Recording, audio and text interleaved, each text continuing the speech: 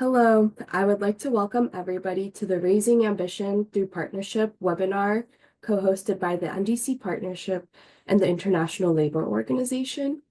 My name is Anna Bichkova, and I'm a research analyst with the NDC Partnership Support Unit.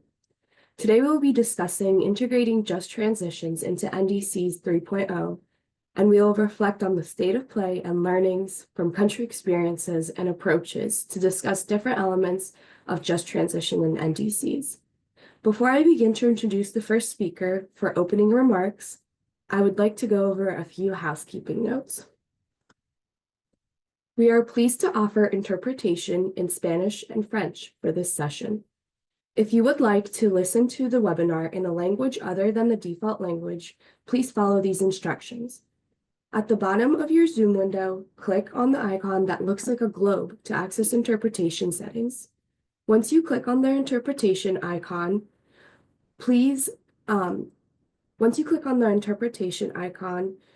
a pop-up window will appear showing the available languages for interpretation.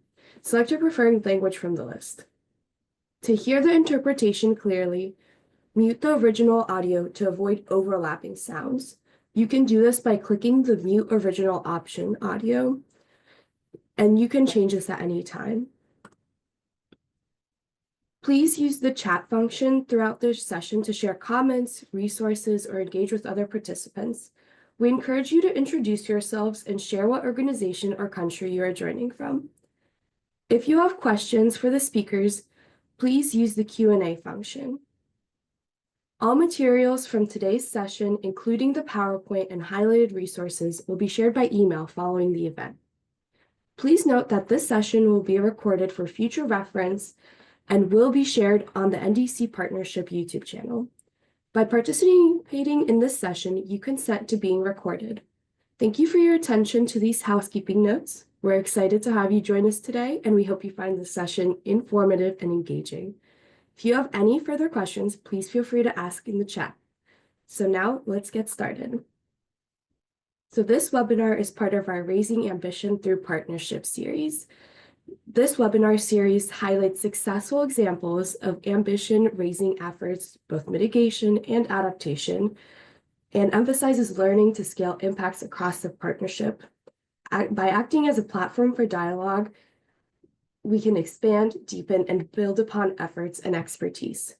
And specifically today, we'll be reflecting on the state of play and learnings of integrating just transition in NDCs. We will share country experiences and approaches in articulating commitments and actions on just transition in NDCs, with specific attention to what works in driving implementation. We will also discuss different elements of country support and evolving needs. And with this, it is my pleasure to introduce our co-host from the ILO, Mustafa Kamal Gay, the Director of the Priority Action Program on Just Transitions Towards Environmentally Sustainable Economies and Societies at the International Labor Organization, to provide opening remarks. Thank you, Mustafa, and over to you. Thank you very much, Anna, Amanda, and colleagues. The International Labour Office is pleased to partner with the NDC Partnership on this very important engagement where we want to put forward the importance of the social dimensions of the ecological transition. We all are for ambition, but for us in the world of work, we have a very clear understanding that the ambition is not just about numerical targets. The ambition we need is an ambition about people. We need to have workers that have the skills and the capacities to transform our agricultural, food systems, and energy transport systems. We need to have enterprises that are able to innovate, to invest, to develop new business models, and we need to have communities that are able to transform themselves, diversify their economies. And for that reason, the ILO has put a lot of emphasis on promoting a just transition in the NDC 3.0. And we see a very clear opportunity to leverage climate action as a vehicle for sustainable development. And we are very pleased to see that in this current round, a larger number of countries are making the effort to address the social dimensions in their NDCs, putting forward decent work, social justice objectives. And finally, this is why we're also engaging with our partners across the UN system to support countries in their design of NDCs. We have a lot of engagements, many projects that are ongoing, and we appreciate all that collaboration we have with our colleagues in UNDP, the Climate Promise, but also our partnership with BMZ and others that we work with to promote social dialogue for a just transition in the context of this very critical round of NDC. So with that, again, we highly appreciate the partnership we have with the NDC Partnership, and we highly appreciate the engagement and the importance that member states, social partners, and all actors are putting on just transition, decent work, social justice dimensions in this very critical round of NDCs. With that, I thank you very much and look forward to very interactive and productive session today. Thank you. Over, Camilla, to my colleague Camilla, who will present for the ILO. Over to you, please. Thank you, Mustafa. And again, big thanks to the NDC Partnership for the collaboration on this webinar and on many other undertakings. So I'll kick off with a short presentation to provide an overview on some observations and learnings that we've picked up on in our work, both in terms of the review of the last round of NDCs, but also through our country engagement. And if we move on to the next slide, please. So let me start with a few words on where we stand right now. So what we have seen is that the inclusion of just transition between the first and the second round of NDCs has been gaining traction. And there has been an exponential increase of reference to just transition when we compare it to the first NDC, to the most recent ones. At the same time, of course, it's not yet a majority of NDC that we are talking about. We know that around 39% of climate plans include explicit references to just transition for what concerns NDC 2.0. At the same time, many more do include an essential dimension of a just transition, which is employment, and that's around 68%. There are other aspects of a just transition that are reflected to a much lesser extent.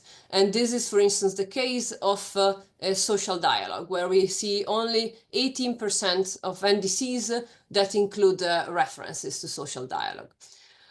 So what this tells us is that while we see an increased uptake, there is also a significant scope for bringing this to the next level in the round of NDC 3.0, both in terms of the number of countries that we hope to see integrate just transition in their climate plans, but also in the ways that just transition is reflected. And we are hoping to see a more substantive manner of integrating just transition in NDC 3.0.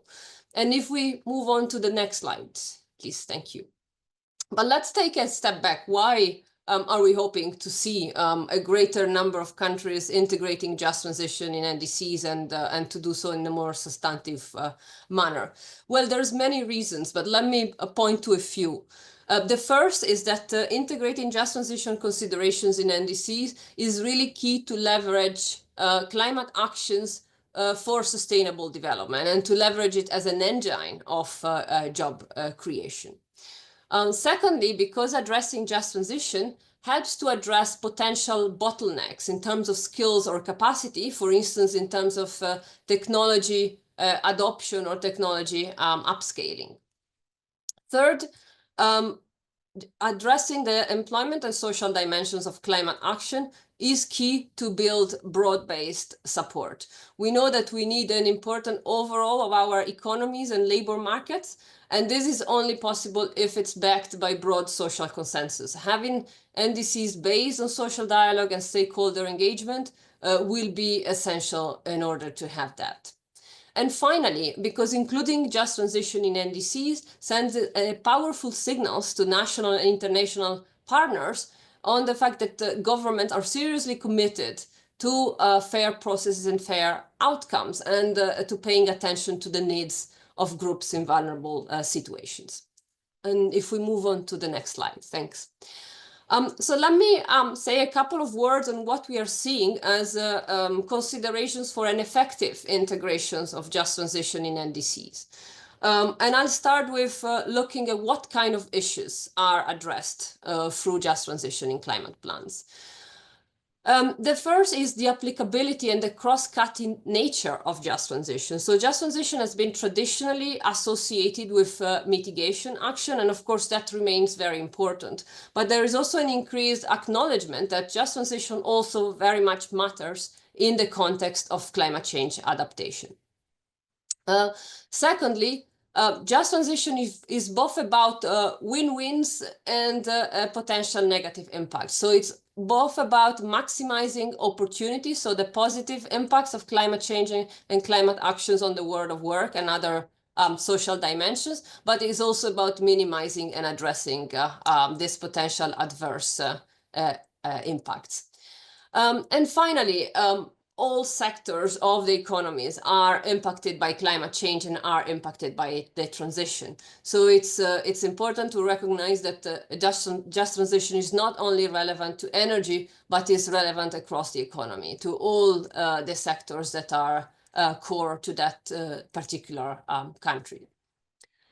When we look at the kind of issues that just transition is set to address, a comprehensive approach is valuable. We see that it's key to look at decent work impacts of climate action and climate change itself, not only looking at employment levels, but also at the quality of jobs. We see that it's really important to look at the distributive effects that climate change and climate action have. So the implications for inequality, in order to avoid that climate change and the transition are driving wider gaps in our economies and in our societies. And finally, the notion of leaving no one behind. So paying attention to issues of gender inequality and non-discrimination, and also for those groups that are in situations of vulnerability.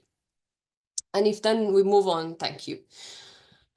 Then how can we go about promoting a just transition through NDCs, besides recognizing these key aspects in terms of the issues being addressed and articulated? We can look at institutional arrangements and evidence, for instance. We know that it's key to understand these impacts that climate change and climate action have on the world of work and the broader society and communities, and often is really key to have assessments and analysis that help us to inform policy choices, so that we can have policy making and policy decision making that is based on evidence. This can be done both as part of the preparation of the NDC enhancement, but also as part of the implementation to really unpack those impacts in a more granular way.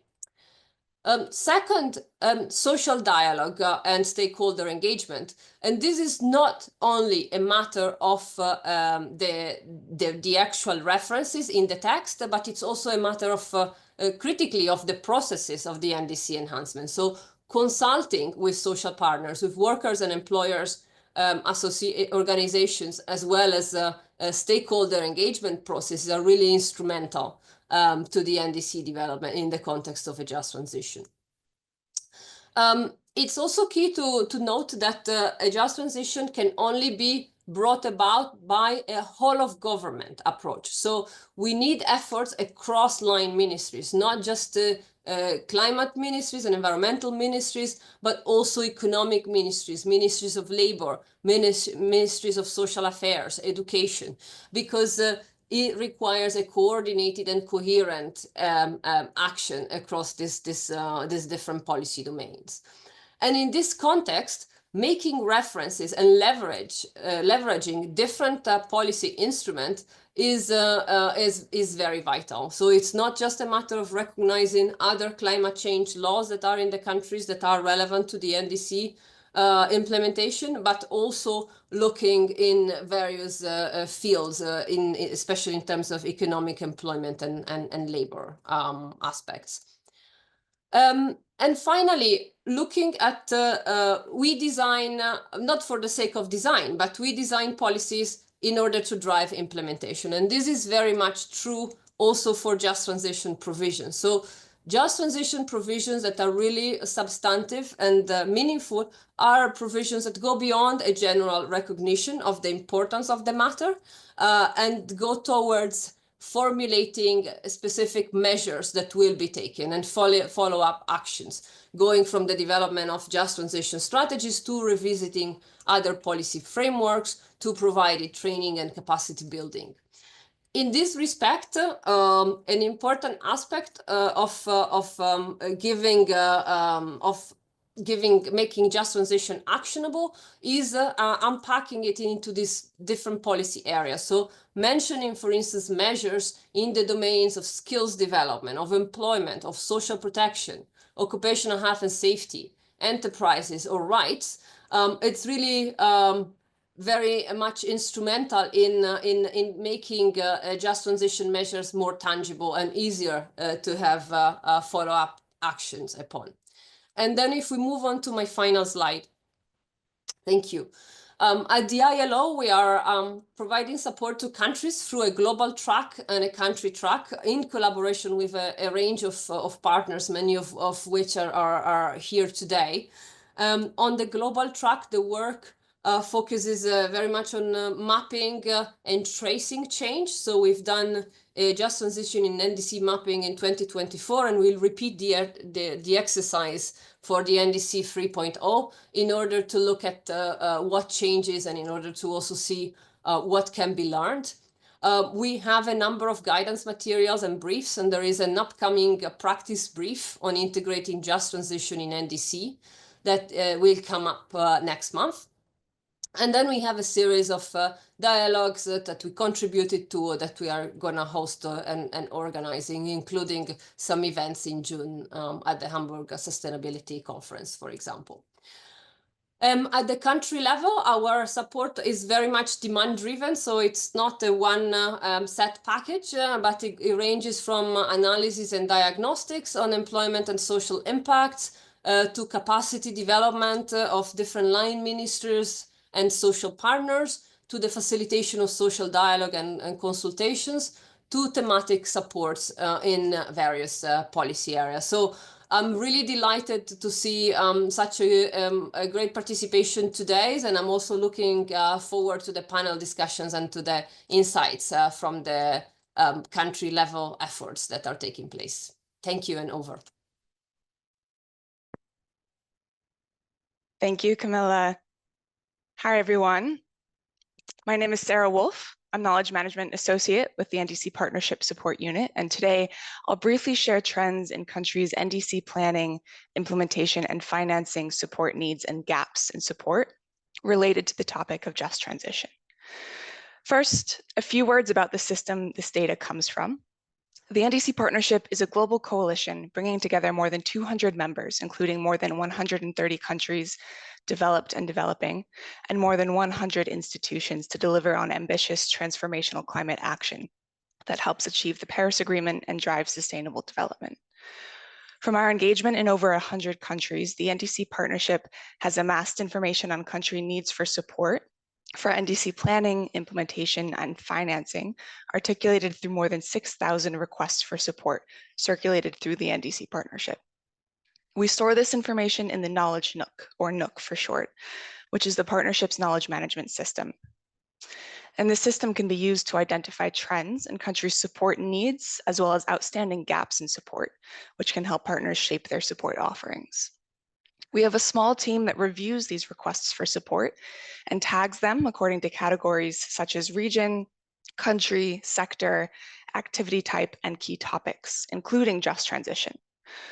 For the purposes of tagging these requests, we interpret just transition to include activities that work to equitably distribute the benefits and/or reduce the harms of climate action across society, or to support socially inclusive engagement to help inform and/or craft equitable responses to climate transition efforts.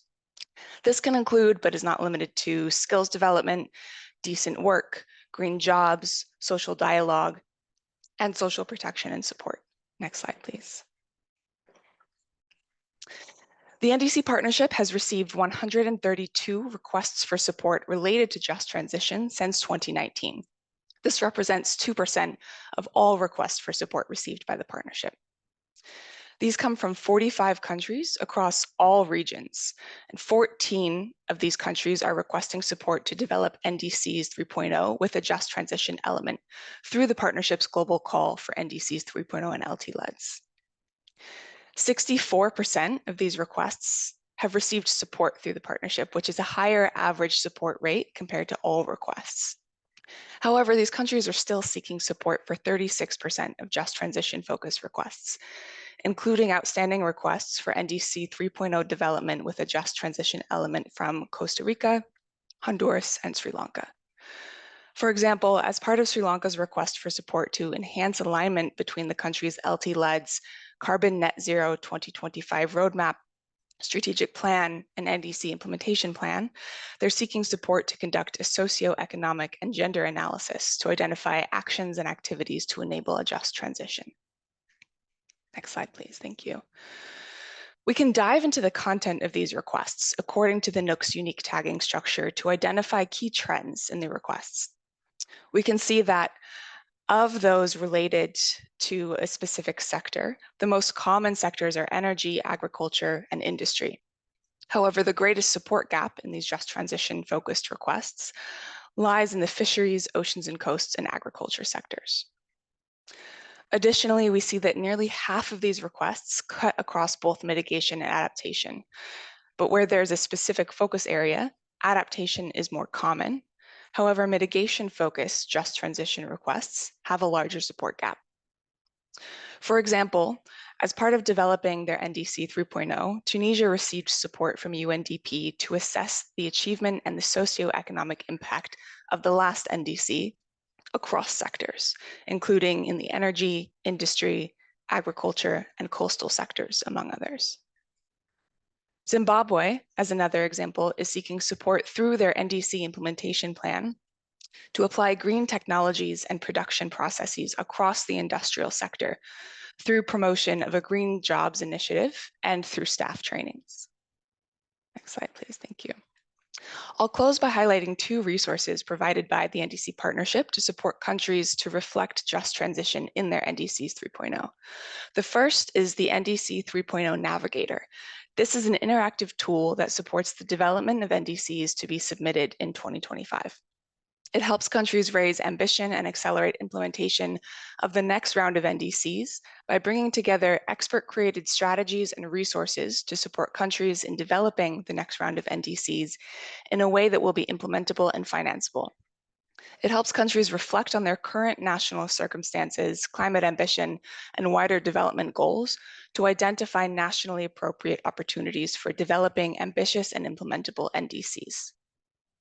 Through the Navigator, we've mapped out ways in which just transition can be reflected in NDCs, including specific opportunities, strategies to do so, case studies, and links to resources to inspire and guide countries from partners such as GIZ, World Resources Institute, the ILO, UNDP, and many others. The second resource through which the partnership supports countries to develop and implement their NDCs is the Global Call on NDC 3.0 and LT-LEDs.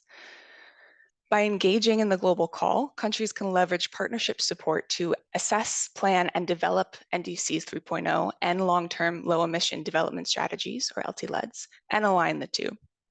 This is critically important for managing all elements of a just transition, including, for example, the workforce transition, which will require years to plan and implement in a just and equitable way. Thank you very much. I'll now pass to my colleague Amanda McKee, Director of Knowledge and Learning at the NDC Partnership Support Unit. Wonderful. Thank you, Sarah, Camilla, for those really insightful presentations to set the scene on what we're talking about today on just transition. My name is Amanda McKee. I'm the Director of Knowledge and Learning with the NDC Partnership Support Unit, and really thrilled to be hosting today's webinar together with the ILO to really dive into the topic of just transition and what it means for NDCs 3.0. recognizing that countries are well into the process of developing their new NDCs. Quite a few have already submitted. Many are deep in the process of development. Just transition could not be a more important topic to discuss.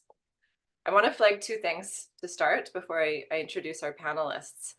Really looking at the role of just transition, not just in raising the ambition or helping countries to raise the ambition of their NDCs, but seeing just transition as a critical element to ensure that the NDCs are implementable, that the right policies and structures are in place to ensure that there's buy-in, that there's the skills to move forward, the actions that countries are looking for, that there's the social protection.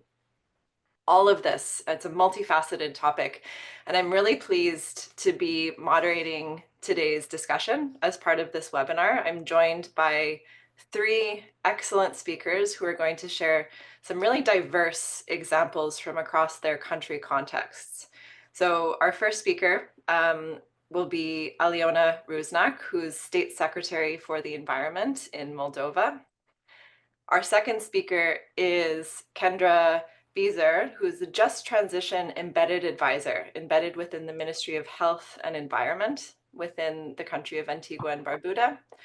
And then our third speaker is Huzi Michelia, who is the in-country facilitator for the NDC Partnership, embedded within the Department of Climate Change of the Nigerian Federal Ministry of Environment. So we have our three speakers with us today, and I would invite the three of you to turn on your cameras and we can jump into today's discussion. So wonderful. The first question, and I'm just looking, there we go. I can see all three of you. Wonderful. So the first question, and Aliona, I'm gonna turn it to you to kick us off, but would like to hear a little bit more about what issues you're addressing within your country context in relation to just transition in your NDC 3.0. And are there ways that you're considering just transition within the NDC document itself? Well, Amanda, thank you so much. And I'd like to take the opportunity and to thank NDC Partnership and ILO for this wonderful event, for getting together to such a sensitive issue and, you know, in such a right moment, in the last minute to submit our NDC. Yeah. So it's a very fresh and hot topic. My name is Aliona Rusnak. I'm State Secretary, Minister of Environment, Republic of Moldova. And the Republic of Moldova, as you know, it's a really vulnerable country. So that's why, you know, obviously, you know, it's the just transition is integrated in our NDC 3.0 as a cross-cutting issue in fairness and equity considerations. I would like to say that, you know, during the process of drafting the NDC, with the help of NDC Partnership, with the help of other partners, I would like to mention that the process included that these sensitive issues need to be taken into account, based on the context of the Republic of Moldova, because most of the population live in the rural areas. It's 53% of population is concentrated and dominated by the low productivity, small-scale agriculture, lack of access of to good jobs. We are also impacted by the impacted by the massive immigration of the country, with the large diaspora and the domestic economy, which is heavily reliant on the remittances. So taking this into account, also we have a security crisis at the border with Ukraine, and obviously this is also influencing our economy and our situation in the Republic of Moldova, a high vulnerability to climate hazards and droughts and floods.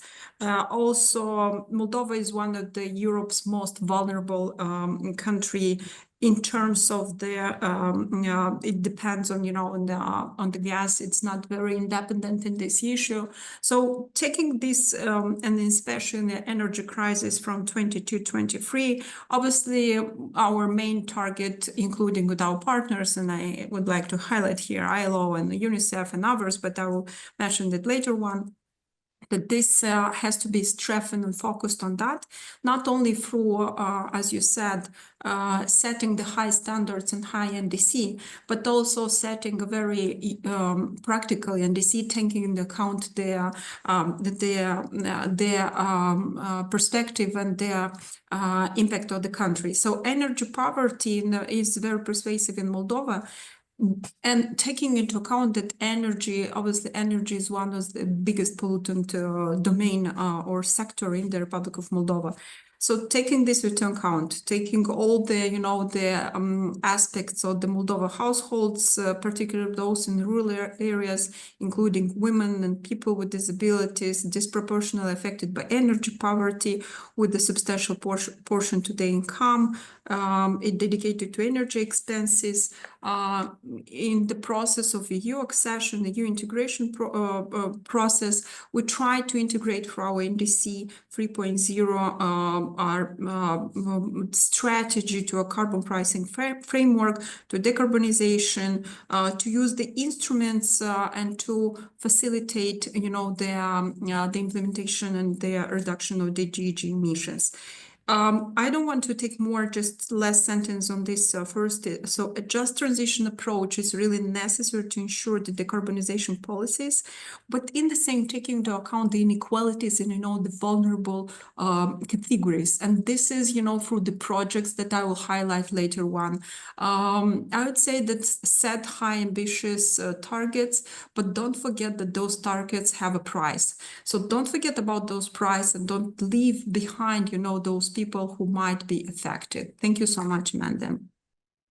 Thank you, Aliona. That was a great opener to this discussion. And in fact, Kendra, I was watching you nodding, and we've heard in the past your countrywoman, Diana Black-Lane, talk a lot about how critical just transition is within a small island context where people know each other. And as a government official, you're held to almost an even higher standard to be accountable to that when you run into your countrymen at the supermarket or on the street.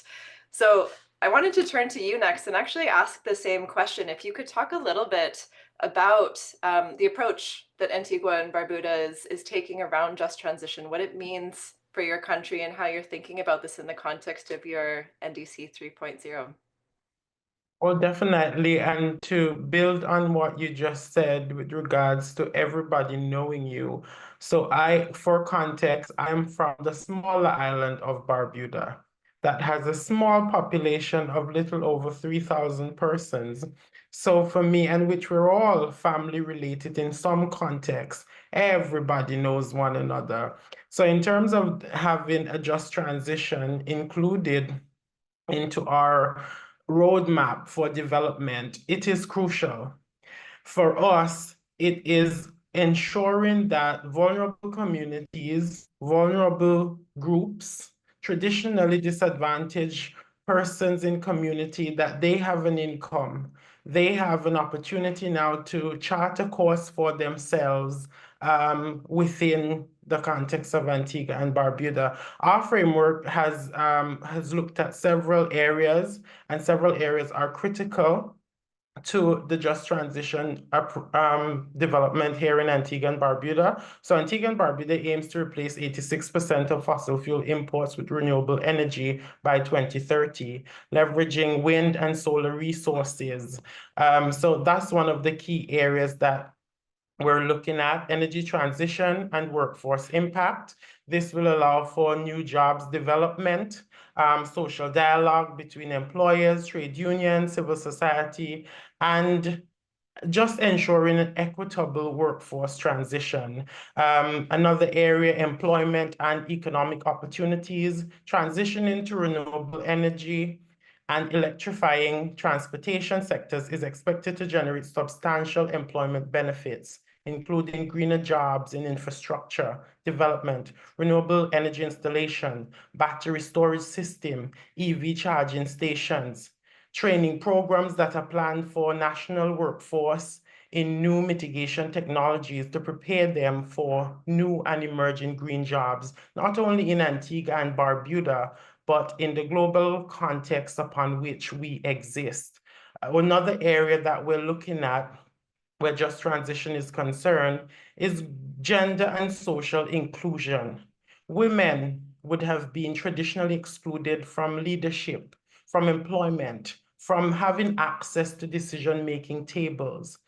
Having this approach allows for the assurance of female representation in our future movement where development is concerned. Social protection measures are emphasized to support these vulnerable groups, including farmers affected by climate-related disasters like droughts and hurricanes, and living in the small island developing states area. We are susceptible to the strongest hurricanes ever. We would have seen that in 2017, where we were devastated by Hurricane Irma, that destroyed 95% of the infrastructure here on the small island of Barbuda. Another area that we're looking at is private sector engagement. The government is fostering private sector involvement through strategies that identify gaps, opportunities, and priorities for investment in renewable energy and climate adaptation measures. Financial support is offered to green entrepreneurs and businesses to encourage innovation and participation in the low carbon economy. And the final area that we are pushing for in our updated NDC 3.0, the NDC includes commitments to strengthen community infrastructure, housing, water system, food security, and education as part of a broader adaptation effort.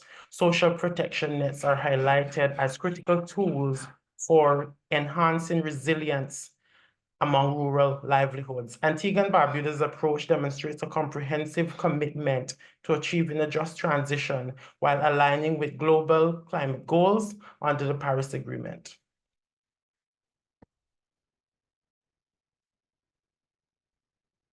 Thank you, Kendra.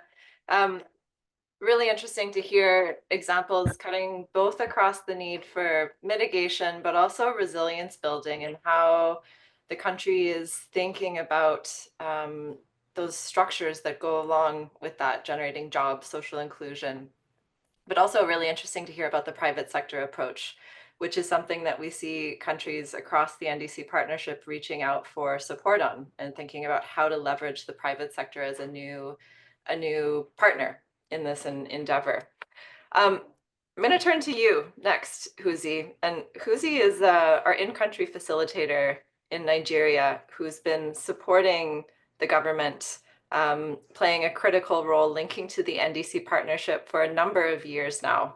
So I'm really interested to hear your insights, Huzi, especially given that you've been working in this space in the previous NDCs and now in the NDC 3.0. And again, the same question to you.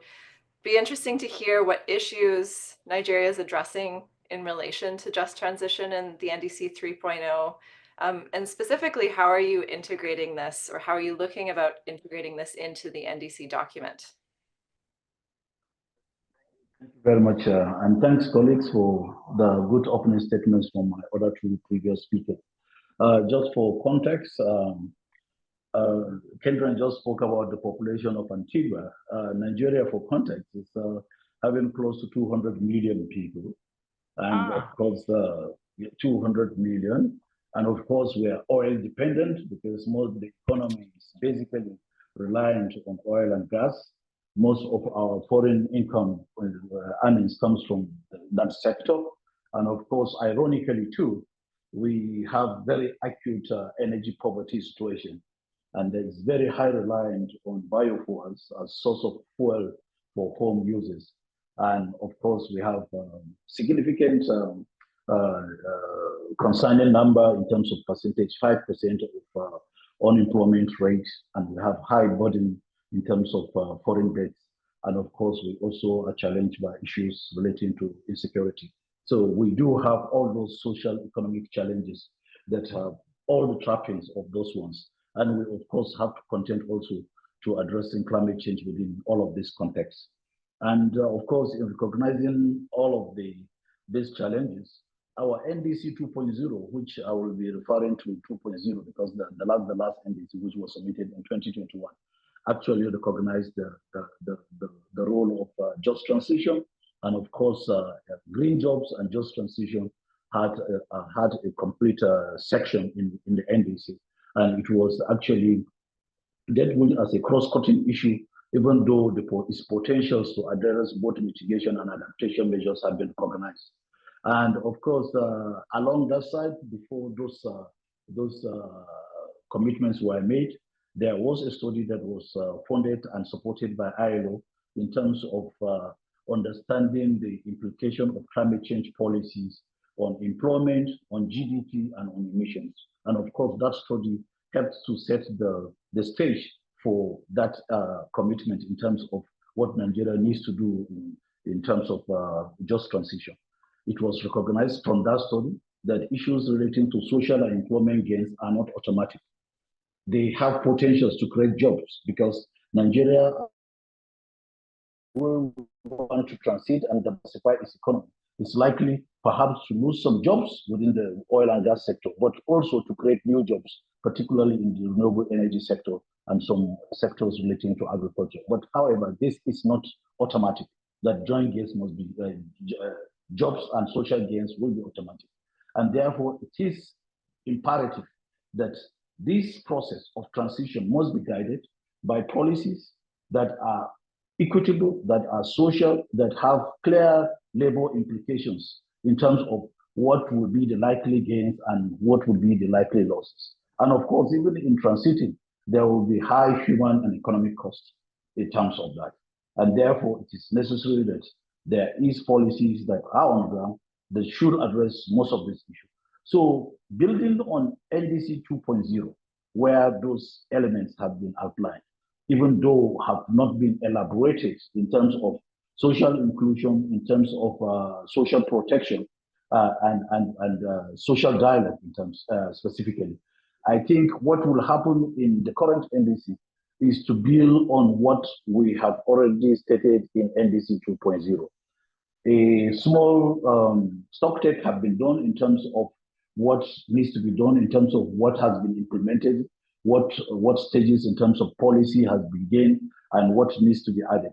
And from the outlook, because I am not speaking for government, I'm speaking for NDC Partnership in terms of the coordination I do, and therefore I'm trying to be very, very cautious not to make commitments on behalf of government. I think the outlook, and I think this is what is envisaged, that the NDC 3.0 will definitely try to institutionalize social dialogue. And I think that step has been taken because currently there is ongoing efforts to develop the just transition roadmap for Nigeria, which is an effort that is made from, supported by the ILO, UNDP, UNIDO, and of course the government, and including of course the Employment Consultative Assembly and the Nigerian labor organizations. So this is for the first time perhaps one of the most integrated kind of inclusive kind of arrangement where the roadmap will be developed. So I think from the output or from the deliverables of that roadmap, we are going to see the institutionalization of social dialogue, perhaps in the NDC 2.0. And of course, the other concern is the issue relating to inequality. Of course, there is so much mistrust of government. Even if policies are on ground, people feel a little bit concerned that they are not seen through, and therefore they are either reluctant to join or they are actually watching from a distance because benefits have not been shared in a very distributed manner. And of course, compensation had not been paid for those who perhaps have lost their jobs previously. And therefore, there is this skepticism of wanting to go into it completely. And therefore, the effort in this current NDC is to try to broaden the discussion, try to open the space, make it inclusive so that people are allayed, their fears are allayed, and they feel they are part of a vision, and it's a shared vision, and of course, it's a collective solution kind of co-creation, so that they're part of a solution making. And I think that will really be helpful in terms of reducing the level of trust and the level of commitment to the process. And I think the other part that I think will come strongly is the issue relating to MRV.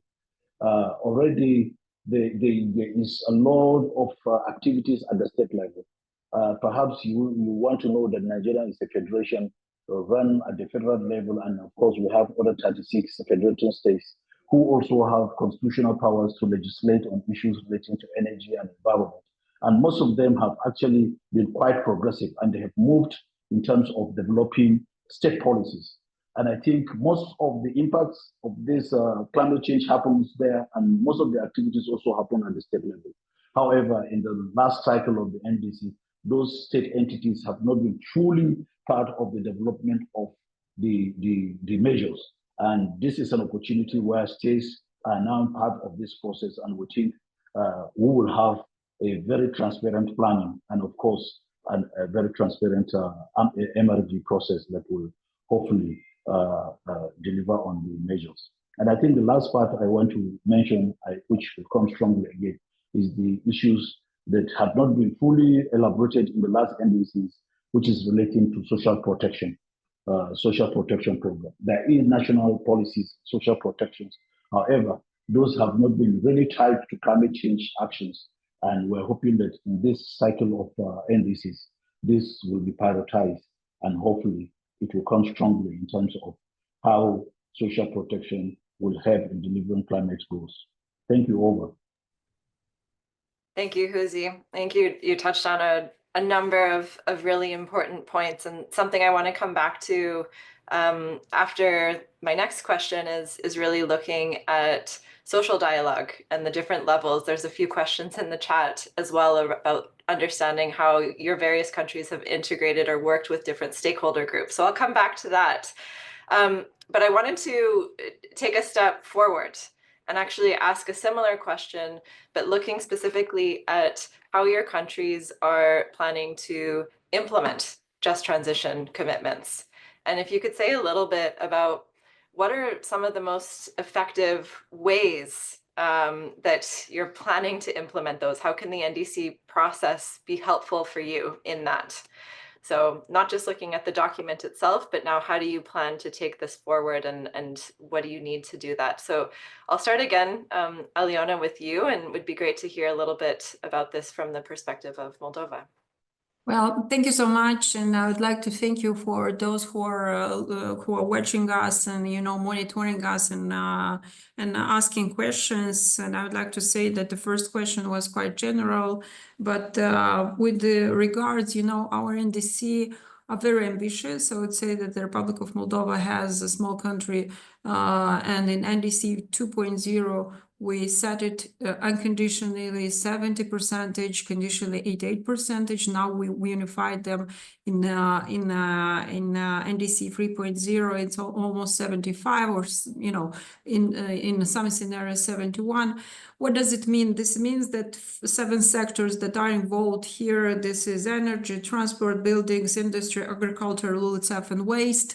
Will have their homework and will have to reduce their GHG emissions in their sectors. But the idea is that our NDC is not so. I mean, it is calculated over all the economies and all the sectors involved in the economies. So taking this into account, it was really hard to identify the small groups, that are impacted by different sectors. For example, vulnerable people, might be impacted by agriculture, by buildings, and so on and so forth. So taking this into account, obviously that this is intersectoral, this is a cross-cutting theme. Now, give a simple example. We have a great project, a program, afforestation program. It's up until 2032. Indirectly, and obviously directly, indirectly, it is mentioned, or it is calculated, including in scenarios of the NDC. This afforestation program preview, for example, creation in future up until 2032 to create 9,000 jobs. So this is one example, when through the targets that we set, very high targets, but in the same time, we're setting a kind of, a cross-sectorial, cross-institutional work. And obviously, this is a work not only in the government, because the government, as it was mentioned by my previous colleagues, government is not only developing policies, but the government is discussing with the partners with the donors what exactly might be implemented in the country, taking into account the sensitive aspect of the country. So I would like to start with the thing that when we were developing and drafting our NDC, updating our NDC 3.0, it was obviously with the help of NDC Partnership, GIZ, UNDP, ILO, and many other partners. But what I wanted to mention is that we had created a group with the representative of different ministries, including Ministry of Labor and Social Protection. And there we had, through the representative of these ministers, we had the discussions with them.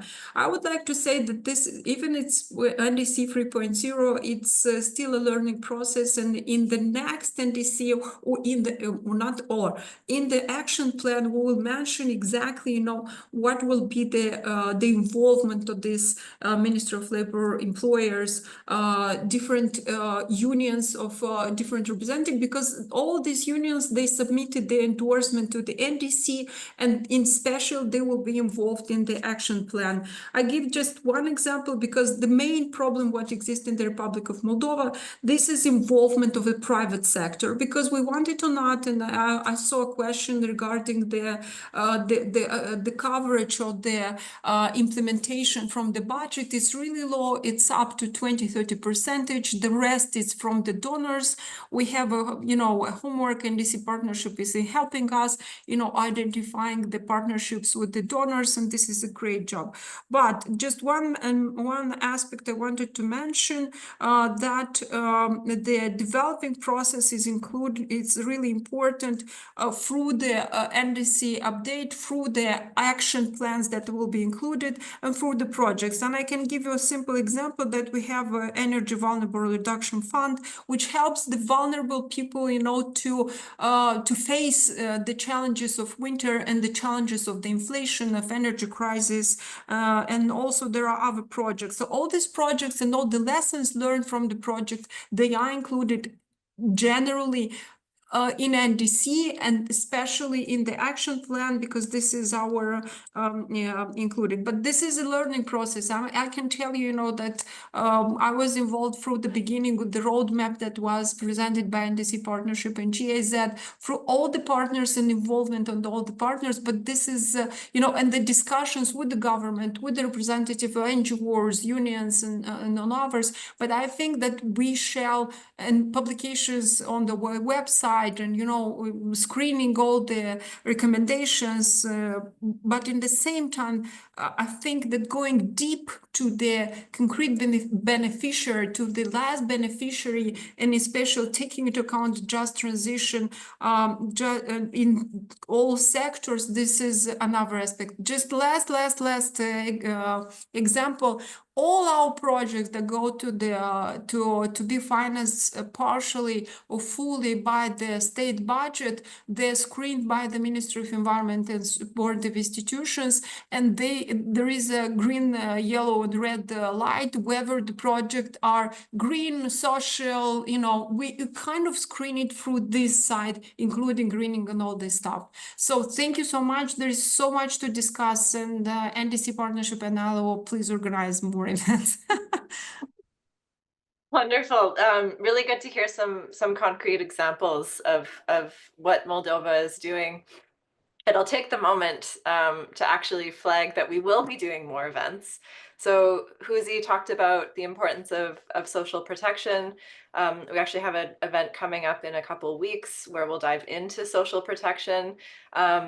We developed some guidance for ministries of social protection to guide them on how they can engage in the process, and developed a companion note for ministries of environment on how they can engage their counterparts within ministries of social protection. So we'll have a good dialogue on that.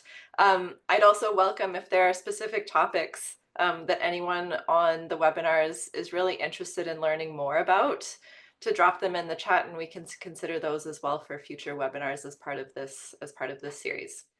So Kendra, I want to turn to you again and hear a little bit more on your approach to implementation and how just transition has really factored into the implementation of your NDC. And if you have some concrete examples that you can share as well from the small island perspective. Oh, definitely. I think Antigua and Barbuda's approach offers actionable insights based on global best practices and obviously the national context upon which it exists in. Some strategies that I'd like to speak on is one, embedded a dedicated just transition framework. So this speaks to the just transition roadmap into NDC, outlining sector-specific strategies for workforce transition, social protections, and stakeholder engagement. For example, labor impact assessment, evaluation for sectors like energy and transport to identify workforce risk and reskilling needs, interministerial coordination, establishing good governance body to oversee cross-sector implementation, example, linking renewable energy targets with job creation in solar and wind industries. Two, aligning mitigation and adaptation with social equity. Mitigation, pairing renewable energy targets, for example, 86% renewable energy by 2030, with employment guarantees affected workers such as retraining fossil fuel employees for green jobs in electric vehicle infrastructure and grid modernization. Adaptation, link climate resilient infrastructure projects like drought resilient agriculture to social safety net for vulnerable groups like farmers. So one of the things that I would have looked at, that I would have seen some of the solar panel farms that are off of the main grid. That's a key example of that. Three, prioritizing multi-stakeholder engagement, offering social dialogue, formalizing consultation with unions, businesses, and civil society during NDC drafting to ensure inclusive policies and that vulnerable groups are included. And the concept of no one left behind is not just a concept, but a reality. Gender responsive design, include gender assessment to guarantee women's access to green jobs, leadership roles, ensuring that their voices are heard and that they're adequately represented. Four, adopting COP24 Just Transition Toolbox, incorporating ILO guidelines and COP24 three-pillar framework, labor market plans, skills training for renewable energy sector, sustainable production, incentive for green entrepreneurs, inclusive governance, co-develop policies with marginalized groups, making sure that everybody's voices are heard, everybody's needs are articulated, and everybody have a fair chance at that pursuit of happiness, essentially. Five, leverage international support mechanism, conditional targets, structure NDC goals, example, 100% EV sales by 2030. That's another target for Antigua and Barbuda, to hinge on financial technical aid, ensuring alignment with global funds like Green Climate Fund, technology transfer, advocating for SIDS, support in renewable energy adaptation during UNFCCC negotiations. And lessons from Antigua and Barbuda's NDC 3.0, institutional capacity. For example, hiring somebody such as myself as a just transition advisor to coordinate programs to ensure oversight and effective implementation, so to speak, and private sector mobilization again, investment plans, renewable energy projects such as EV battery storage system, to attract private capital while creating jobs, training opportunities, educational opportunities for not just the generation that's coming up, but the existing generation. And one of the theme that I would have been pushing for is the idea of intergenerational solidarity, where the young, the old, marginalized, everybody playing their part to ensure the concept of no one left behind is a lived reality. Great. Again, some really helpful examples to really ground what just transition looks like, how countries are actually approaching this. And Huzi, I want to turn to you last here and hear a little bit more from the Nigeria perspective. And I'll note there's quite a few questions in the chat asking about the energy transition within Nigeria. And I'm wondering if you could maybe touch on that within your remarks, but how are you, or how is from your experience, how is the government thinking about just transition and the implementation of its NDC commitments? Thank you, Amanda. Thank you. So I will just make 2 quick points, I think, to address that. After the NDC was submitted in 2021, we were fortunate to have a climate change law that had been enacted in the country. And the climate change law is the overarching legal instrument that now not only institutionalized coordination, but has also provided statutory powers for at least the focal point to engage and to do some of the coordinations that previously it didn't have those kind of statutory powers. Most of those things were done in an ad hoc manner, and therefore it's very difficult to perhaps get the kind of cooperation you need. But now the Act had not only institutionalized, but it has created a council with defined membership. And this membership includes both private sector, women groups, youth, including people living with disability. So, and of course, the subnational. So it is, and it's chaired by the president, and it has statutory power to not only do climate change actions, but also to regulate. It also, the Act also created a climate change fund, at least with some kind of predictable sources where the funds will come from. Perhaps not all, but at least there is some predictability on the fact that now there is going to be a fund, and money from appropriation and from some other sources like carbon taxes will go into those funds and will be used, of course, for definite climate actions. And I think that instrument alone has kind of provided some kind of bulwark that we can use to push implementation, because now there is some kind of statutory power that you can rely on and push in terms of where there are definite regulations and there are definite rules on the need for compliance from either the public sector or private individuals. The second point I want to raise is the very strong organized labor and organized trade union engagement with the process. I think for the first time we're having very strong organized labor, the Nigerian Labor Congress, which is perhaps the largest labor organization in the country that houses almost all the trade unions, are part of this process. Indeed, I think on their own, they have developed a position paper on just transition and how it needs to be linked to the NDC. And I think they are part of the team that is also developing the roadmap. So I think for this is a good signal, and it shows some kind of some kind of inclusion that those that were previously standing aloof or were actually like not critical partners are now actually driving the process. And I think that is also important. And I think like I said earlier, building on what was done in 2021, the study that was done by ILO on the impact on the implication of climate policy on employment.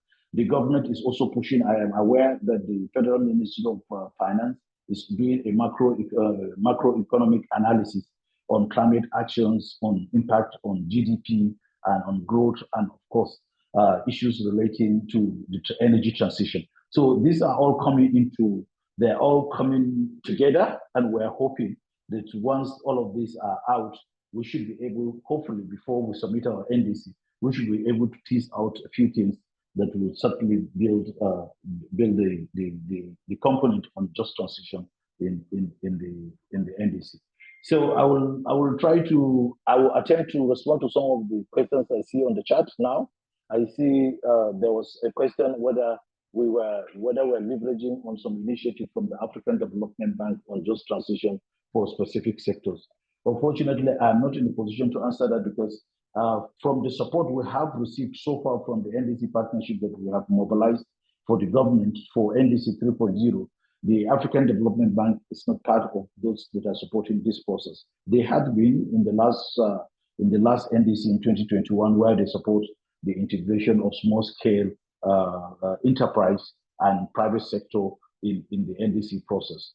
But it's something that we can look up, and hopefully, if it's not late, we can reach out to them and see how they can strengthen this process.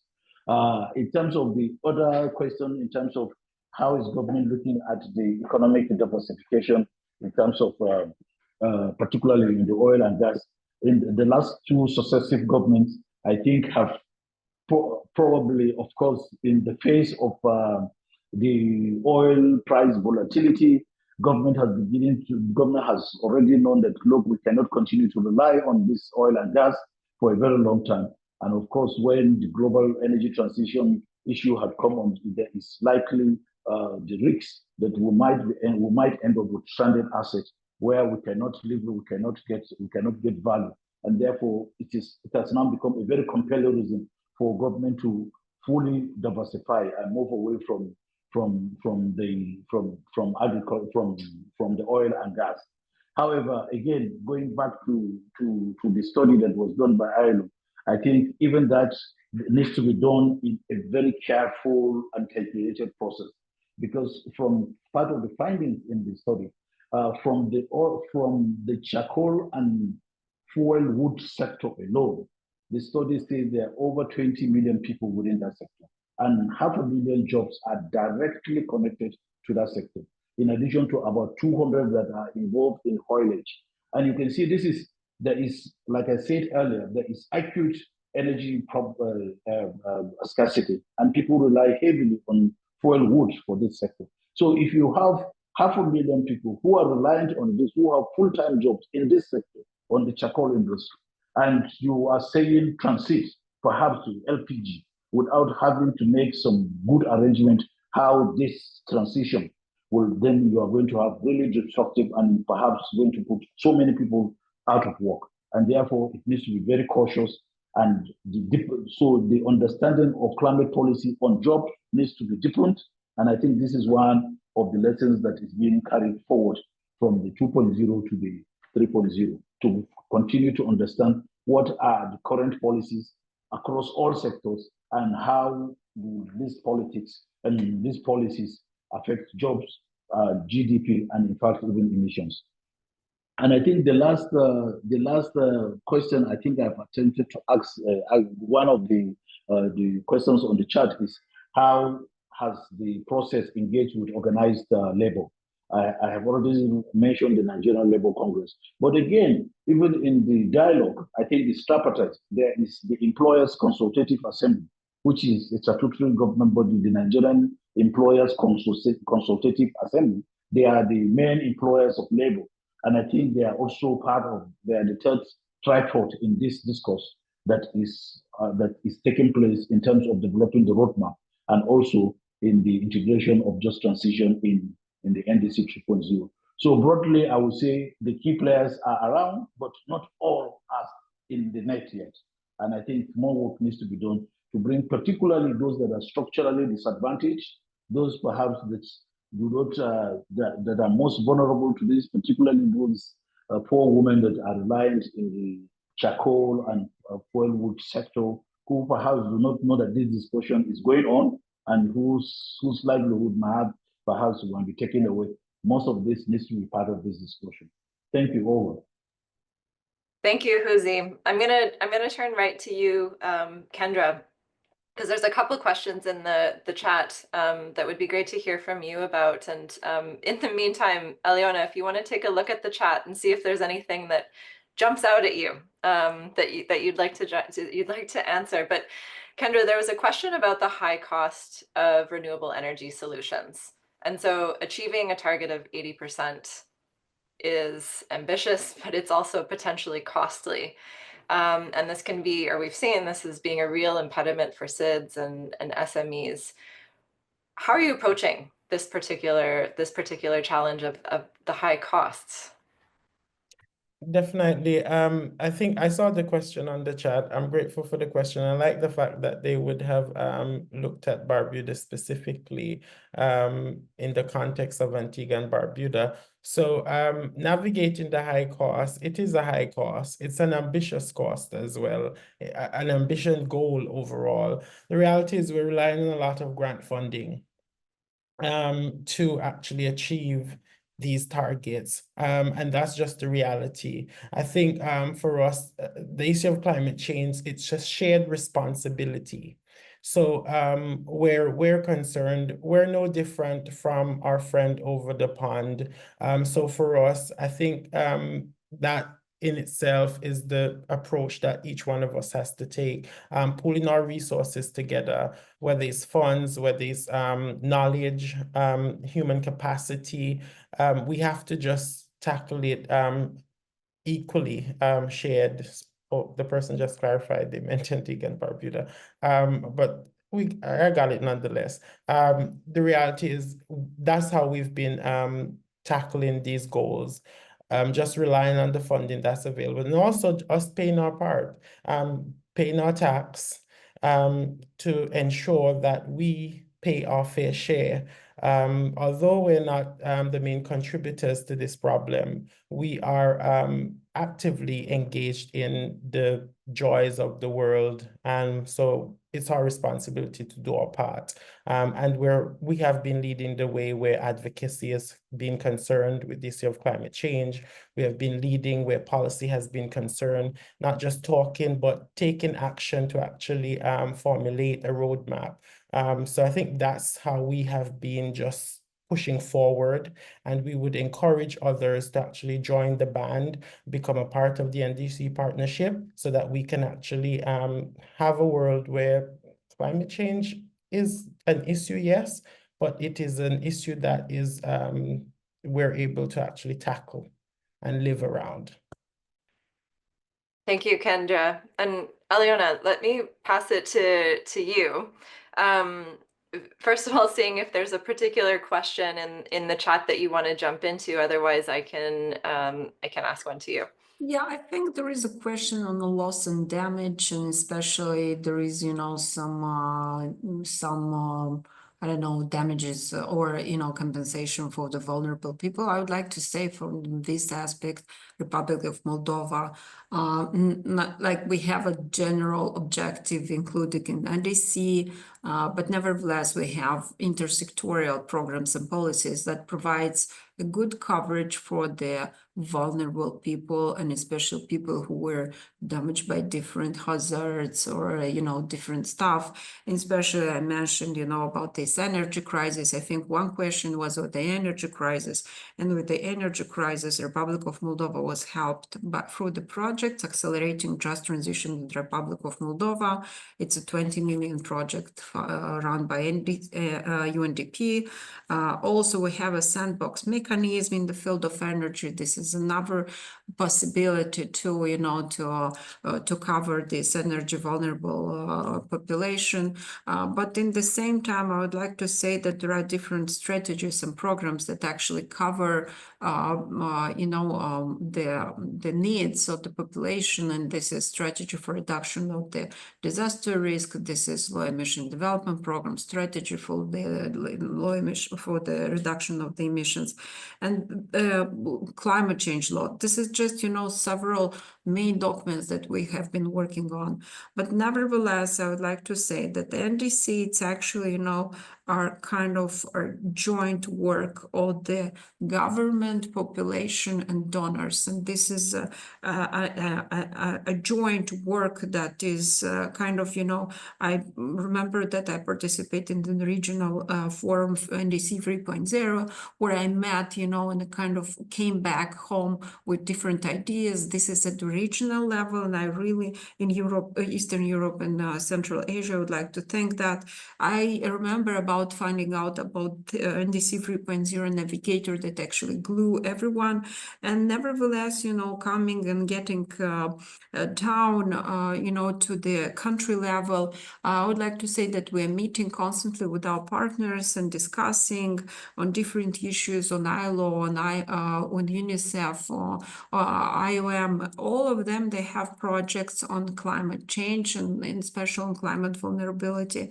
And that actually leads to this, to the, you know, achieving the targets set in NDC.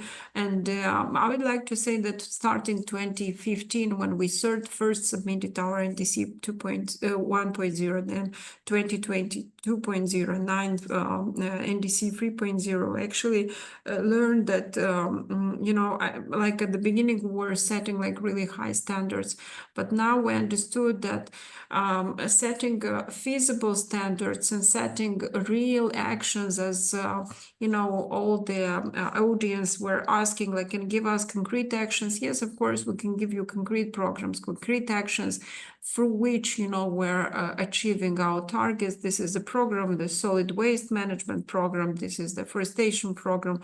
This is the green economy, green transportation. So we're trying to green all the governments, all the economy, and first thing to educate the population, because this is about, you know, explaining. Like I can, you know, when I start talking about GHG reductions and about NDC with the simple people, because we're going to different, you know, Marys, town halls where we invite people, and I started talking about this, it's science fiction for them. Then when we give concrete examples, you know, what exactly they have to do in agriculture, in isolation, you know, their houses, changing of their habits. This is important to know. The NDC, it's not about setting a target that UNFCCC will applaud, or NDC partnership will give you a diploma, or ILO will say that you're so nice, you know, and so caring about the population. NDC is about setting feasible and concrete actions and getting to the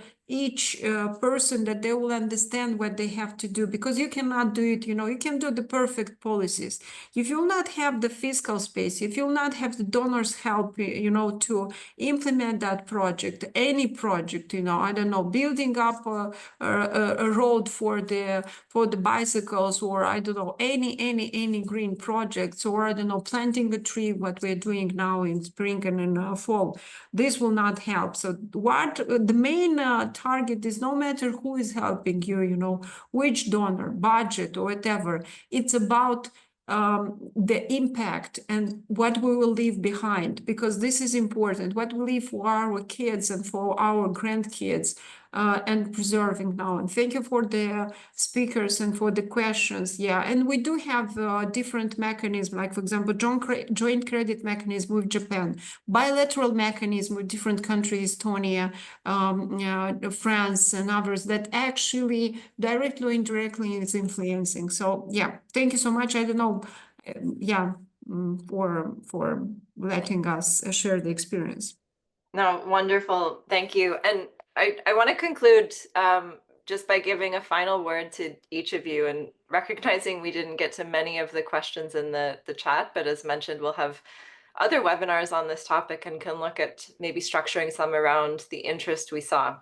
But my final question for you is, in just 30 seconds, recognizing that we have quite a few partners who are on the call with us today, speaking directly to them, how can they support you best in integrating just transition into your NDC actions? What's the one thing that you need most from partners on the call? And Kendra, I'll start with you. Just 30 seconds, a quick reaction. Definitely. I'm glad that I'm going first on this. For me, I think the support with this, with everything that's already established, I think the support itself, it's already there.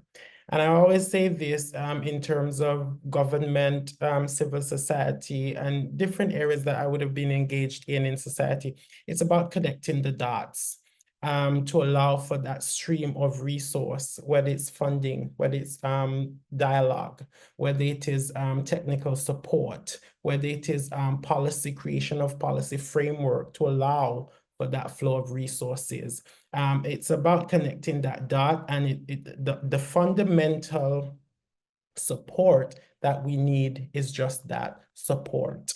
Everything else are just externalities of that support, funding, capacity building, dialogue, institutional and policy framework to allow for this just transition to take place. So I would say that it's already there. It's for us to just tap into it and connecting those dots. But to answer the question directly, I would probably say we need support in further capacity building, allowing for dialogue around this more regularly so that we're able to learn and build from one another, and we're able to move at the same pace where this transition is concerned.